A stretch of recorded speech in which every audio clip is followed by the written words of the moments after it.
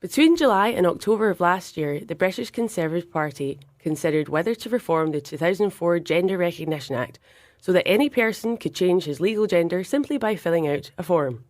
Yes, the Conservative Party did this.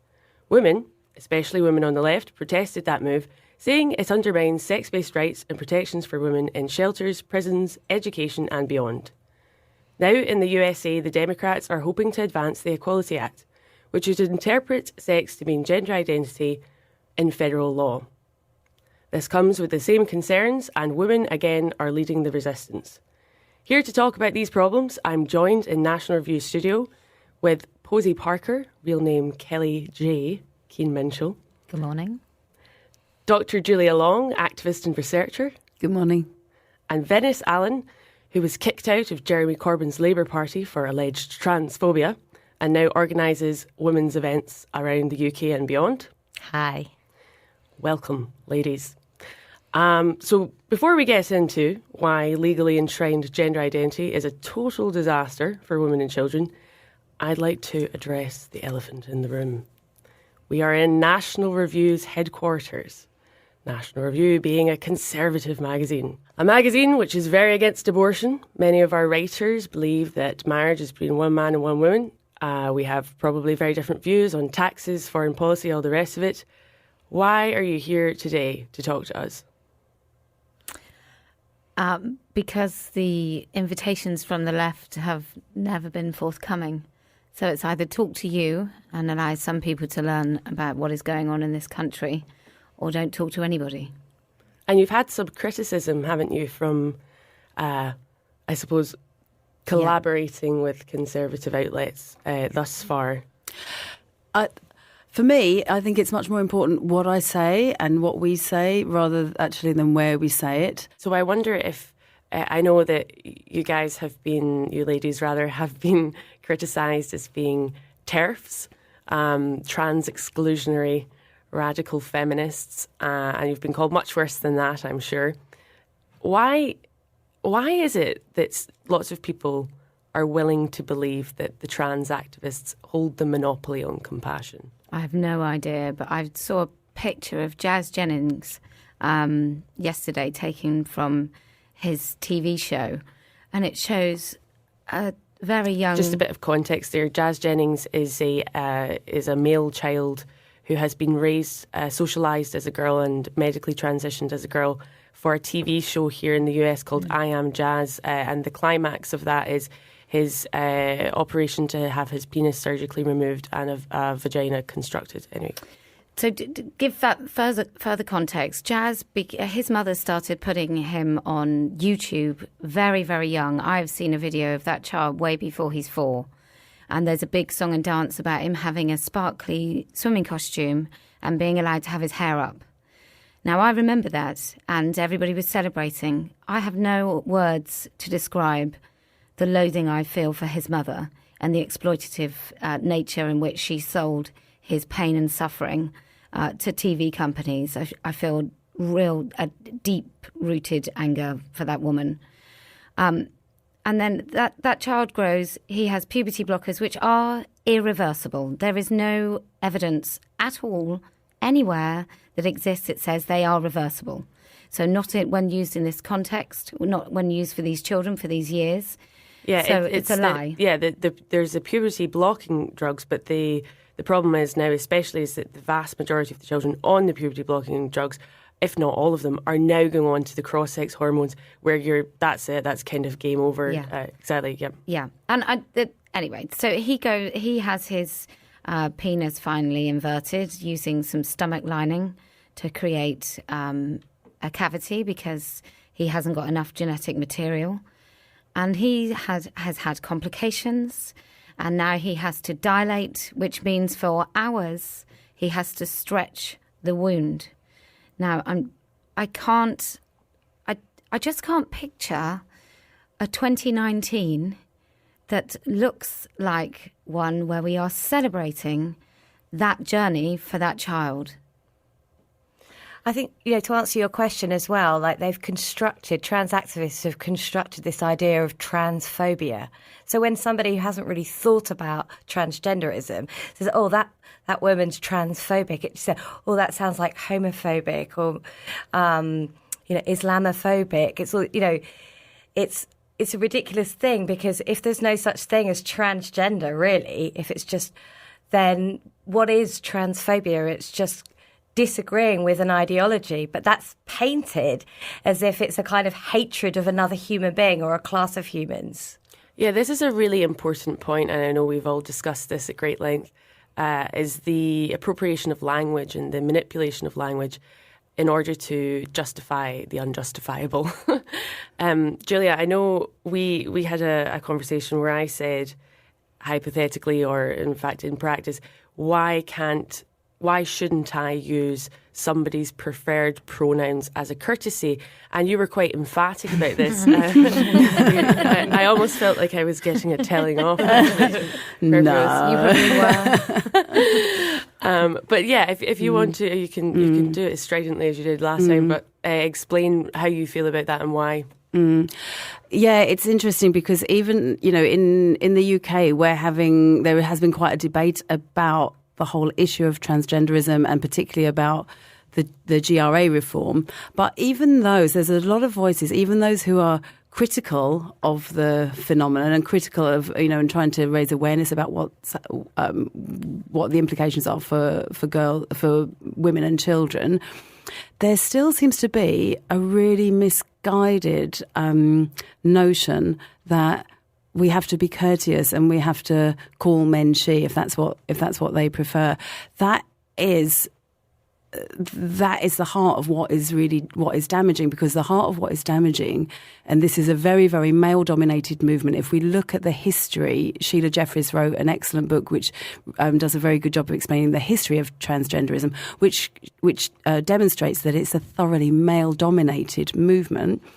And so if we look at that, we can see that men who, for various reasons, usually to do with fetishizing femininity, and then demanding, as part of that we all pretend that they're women.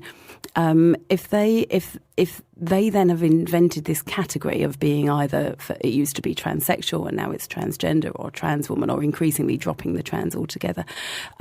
So they are demanding that we perceive them as female, as women. So it's not just a courtesy. So if we say she, we are colluding with that pretense.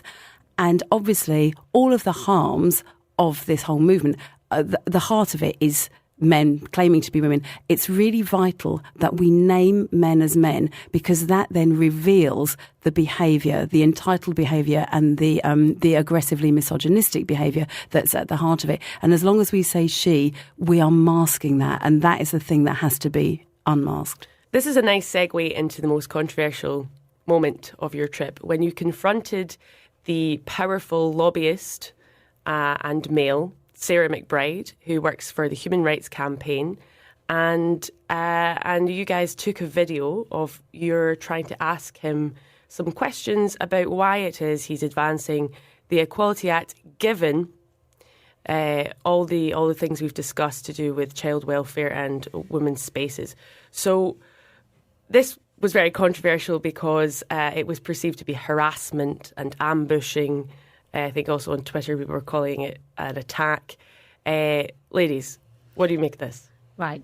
So we happen to be at the Senate building. We see some fuss with some cameras, and then we notice Sarah McBride. So this was not planned? Oh, my goodness, no. We just happened to be there. It was fortuitous, shall we say. And then we go to walk off, and Sarah McBride had gone into a meeting room that had, like, open door. The meeting had finished. The parents had all left. And I just said to Julia, I think we should go and ask him some questions. And Julia was very eager, and we both just returned. And we just walked in the room with the camera on, because the good thing about today's sort of Facebook Live and all those things is you can instantly make people accountable, and they can't lie about what you said, even if retrospectively everyone decides asking a man in a position of power who wishes to eradicate the rights of women in law, if you ask him why he hates lesbians or why he doesn't care about women or young girls having double mastectomies, if you can ask him and show that he really doesn't care and won't even engage in a discussion, then I think you reveal, you don't really need to say too much more about him. You reveal him as he is. Yes, Gillian. And I was extremely pleased that Kellie-Jay made that suggestion. I was very enthusiastic, and because I think it's absolutely crucial that someone in the position of this Mr. McBride, who is a very influential lobbyist who represents the so-called Human Rights Campaign, which is an organisation which has thoroughly betrayed lesbians. It calls itself an LGBTQ, all the ABCs, alphabet soup thing. It calls itself an LGBTQ organisation, but it has totally betrayed lesbians under this fiction that men can be lesbians, which has introduced a rape culture into lesbian communities where you have men demanding that lesbians have sex with them, form relationships with them, etc., and is also responsible for the destruction of the bodies of young lesbians. So it's really crucial that these men are challenged, and I think the response to that by saying that we were impolite, or we've even been accused of criminal violence by walking into that room. And this is by feminists who call themselves so-called gender critical, that we were accused of these things by walking into that room and asking Mr. McBride a series of extremely pertinent questions, given that he'd just been in the Congress buildings championing the Equality Act, which will decimate whatever remains now of women's rights and lesbians' rights in particular. I think this is testament to the power of spin, really. Mm-hmm. Yeah. Because, so when I look at this, I see a man presenting as a woman, but I see a man, a powerful man. He's certainly, no offence, ladies, physically a lot stronger than you two are. Yeah. Sitting down after having given this conference, you two come in. I mean, you were not particularly polite. I think at one point, Posie, you said, shame on you. And you're asking him these questions and he refuses to answer. And even if I didn't know what it was about, that is what I would say. But now we're in a situation where lots of people are watching that clip, where they're reading about the clip, and they see a vulnerable woman being berated by two powerful women. And it's just not so gender critical after all. Yeah, but it is really, it's extraordinary how... I mean, when you unpack all of this stuff, there's not a whole lot of sense, and yet it's amazing how it's been spun to represent something else. I think if it's because people have kind of imbibed this misperception that he is a woman, and that's why it's so crucial that we name him as a man, because if, obviously there's been the Me Too movement. If that was a woman challenging one of the perpetrators who's been revealed through the Me Too movement, like the Harvey Weinsteins, the R. Kellys, these perpetrators, if that was a woman or even a group of women doing the same thing and challenging them and being seen to be totally ignored, I think we would be the heroes of the internet now. But instead, because he is perceived as a woman, even feminists, women who purportedly are on the same side of us, have denounced us, really denounced us for doing that, and colluded with this sort of reversal of the trans lobby, that we are somehow the oppressors and this man is a victim. Yeah, Venice. I think one of the things about that, and the actual women who are quite, well-known journalists and academics who are supposed to be on our side, is that they've chosen a strategy. And their strategy is let's keep the law as it is. Let's keep the Gender Recognition Act as it is. There is such a thing as real transsexuals, but we don't want predatory men abusing gender laws. So it's a compromise. It's an attempted compromise. But it's a completely nonsensical compromise, which I don't think they've actually thought it out. And I think when we challenge them on those views, they just get very defensive and take it as a personal attack. And everyone talks about infighting. And that's back to what we were talking about, us being here at National Review or being at the Heritage Foundation event, and what Julia said about it's much more important what you say than who you say it to or where you say it. And, this discussion has to happen. is it okay to say she to a man who who said that he's not going to demonise us and he's prepared to have this conversation? Oh, great. So let's call him she. Let's recognise him on some level as a woman. No. And that's what we actually have to have this discussion. It's not a personal discussion. It's the discussion. Yeah, and so your campaign at Standing for Women involves just the dictionary definition of the woman, adult, human, female. So Venice, tell us about the Congresswoman's door. You decided to leave a sticker on, the sticker that says adult, human, female. Well, yeah, I was tasked with going around with our Women Stand Up folders and leaving them with senators and other politicians' offices.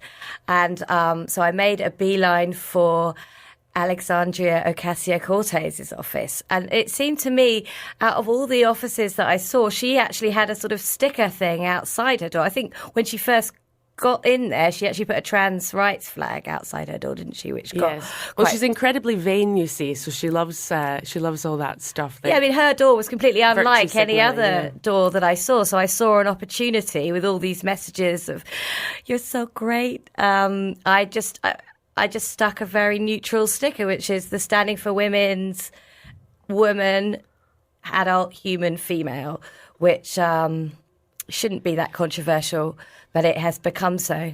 So some people might say, what are these British females... Some people might say, what are these British feminists doing over here in America, sticking their big beak in? Well, it's interesting because Alexandria Ocasio-Cortez, of course, got involved in supporting a very, very controversial British charity, Mermaids.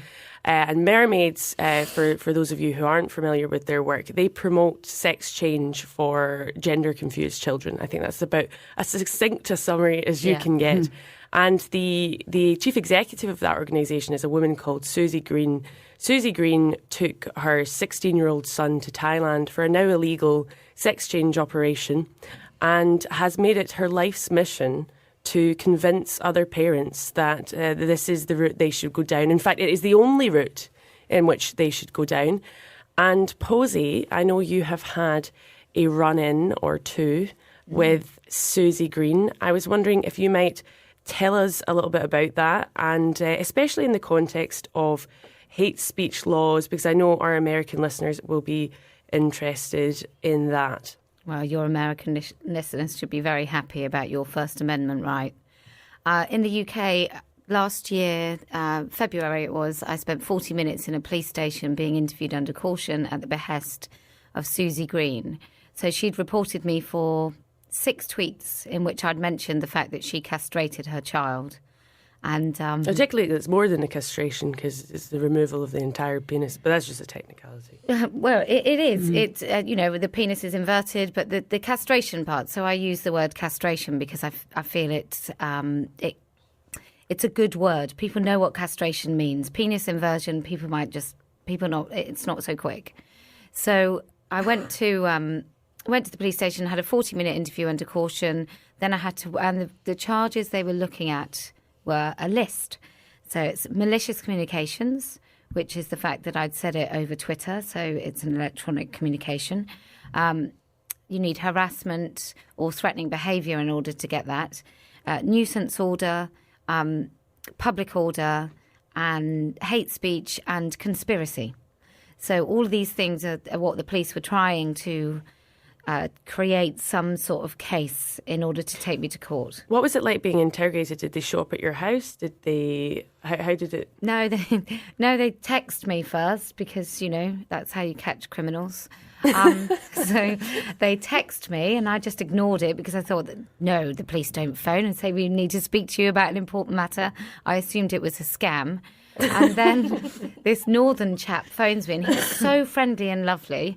That the next time that I speak to him after my solicitors got disclosure, so your solicitor then asks for evidence to see what they're going to talk to you about. And he phoned me the second time and he said, oh, well, Mrs. Keen-Minshall, which is my real name, well, Mrs. Keen-Minshall, if you don't come to the interview, you'll be wanted.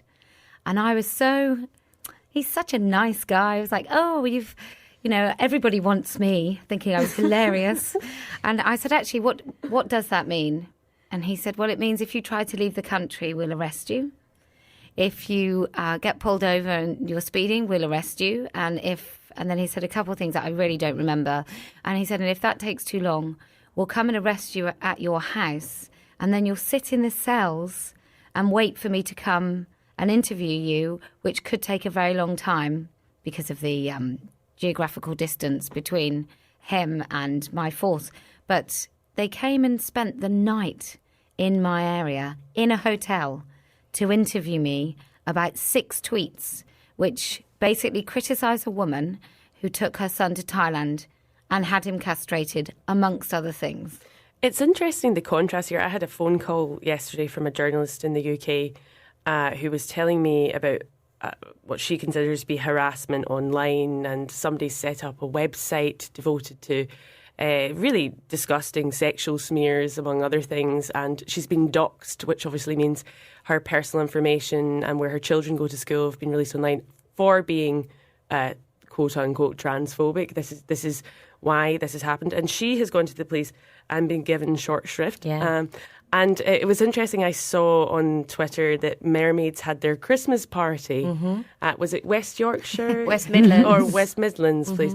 And I really I kind of like watch it from this side of the Atlantic in America, and I just think, is this really as bad as it looks? Is it? Yes.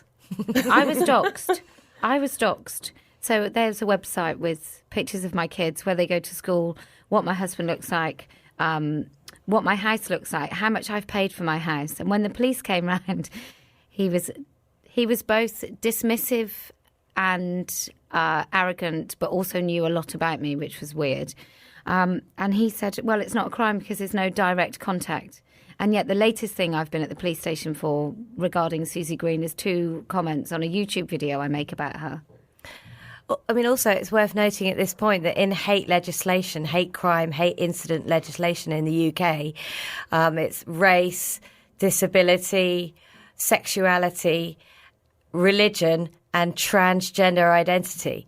Sex doesn't, although we're protected in the Equality Act as women, in hate crime legislation, there is no category. It's funny as well because obviously, so I don't agree with hate crime legislation at all. Nor do I. Neither do I. But it's just funny how there's a few of these categories which are in direct contradiction with one another. So, for example, religion. I mean, I think it's fair to say that it's pretty mainstream if you're a Muslim to think homosexuality is wrong, and you might even feel the need to be outspoken about that.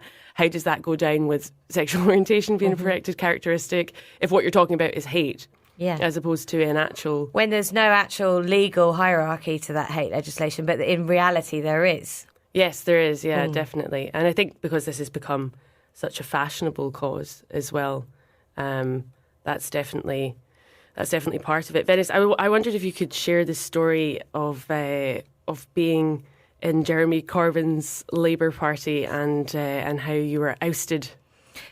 Well, I was a very strong supporter of Jeremy Corbyn, and I joined Momentum when it started at the beginning of 2016. So Momentum's a grassroots organisation, is that right? It's like the Jeremy Corbyn fan club.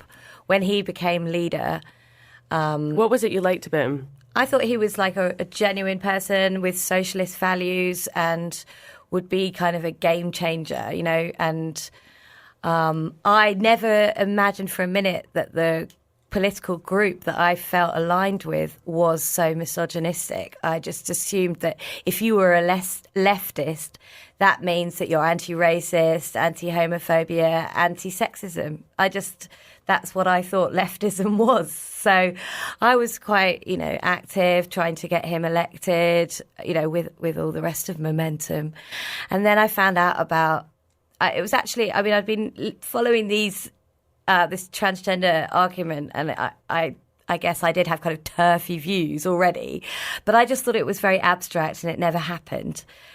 Then what changed it for me was actually hearing Jeremy Corbyn in July of 2017 saying, I support Theresa May. It was at the Pink News Awards, LGBT blog site. It was at their award ceremony saying, I support Theresa May with the Gender Recognition Act, and he didn't make a mention of women's rights. And I thought, oh my goodness, like he just doesn't understand. He just doesn't know that there is a conflict between women's rights. So I'll just explain it, and I'll just have this conversation locally in my Momentum group, and then that will filter through to him. And that's just not what happened. So I tried to start an event. I tried to organise an event locally where we discussed it. Was totally told absolutely no way.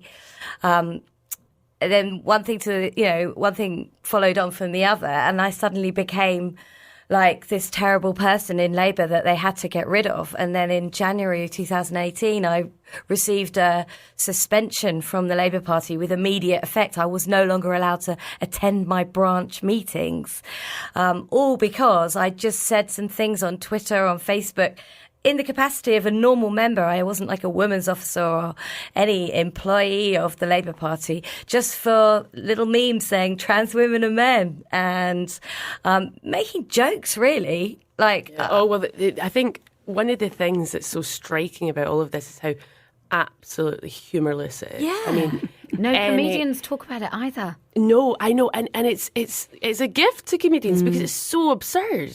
It's like so patently absurd. But this comes back to what we're talking about with the spin. And the idea is that these people, trans-identifying people, are so fragile. They are so fragile that if you say anything to question or criticise their beliefs, beliefs which are, well, I think it's more like a cult, but I suppose like religious beliefs, you could say, then you're increasing their chance of suicide. I know. Which is just such a leap, logically. There's the quote, isn't there? Who is it who said, men are afraid that women will laugh at them and men are afraid... No. Women are afraid that men will kill them. Yeah, and that really shows with this whole trans debate. Yeah. Well, we're running on a bit, so I'll just wrap this up by asking you all... if you could tell me, from your time in America, I know you've been in DC and now in New York, what's been the highlight for you? What's been the most powerful, striking, memorable moment, and why? Julia, you want to kick off? I've hardly even had time to process it. It's been a total blast from start to finish. I think what was really exciting to me, I loved working with the women in America, the feminists that we've been working with. This hasn't been a case of us coming over and imposing ourselves over here. It was very much a collaborative effort. That was such a joy. And I think sitting around, although it may not seem the most racy and exciting part of it, sitting around those tables in Congress and in the different houses and having those conversations and being so sort of well received and to start to see some connections being made, I felt that this was really helping to move on the political debate here. So that was my highlight. I mean, I'll just follow on from what Julia said. I know that all these women have been working away on these issues for years, but I think that it's just seeing how us coming, or Posie actually making the decision that we're going to go over there, has seen how it's just given so many women, feminists, mothers of kids who think they're trans, so much hope and so much energy. And I just know that when we leave, all of this will carry on. I thoroughly enjoyed walking around the Senate and talking to people in power and listening to panels and all of that. But I cannot begin to even say the impact those women's voices had on me. Those mothers talking about what's happened to their daughters.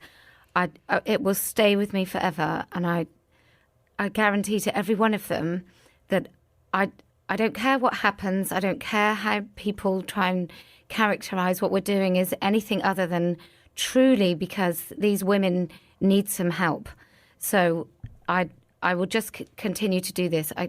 It's just so profoundly upsetting what's happening in this country. And I will add, not that I would ask myself a question, but I obviously I met you ladies in DC, and there was a moment we were out for drinks and our handsome male waiter came over. He's a psychology student. And it was just fun to see Posie one-on-one in action, being very sweet and engaging and asking him what he thought of transgenderism. Maybe we had a couple of glasses of Prosecco. Maybe. And of course he's a psychology student, he's a liberal, so he started to say the usual sound bites, and Posie said, "Oh really, do you think so?" And she started to ask more and more questions, including, "So would you date a trans woman? Do you see a trans woman as the same as women?" At which point he went bright red and said, "Oh, I suppose I'll have to think about this." And I think that for me was a really great moment, because ultimately you guys are going to get smeared, you are going to get attacked. Some people will believe the spin. And actually what's really important, I think, is just for ordinary people to just realise that one-on-one, just speak the truth. Just don't do it in an aggressive way, in a patronising way. Just speak the truth. State the obvious. You'll be amazed. Well, thanks so much for coming in. Appreciate it. Thank you, Maddie. Thank you, Maddie. Maddie. Get your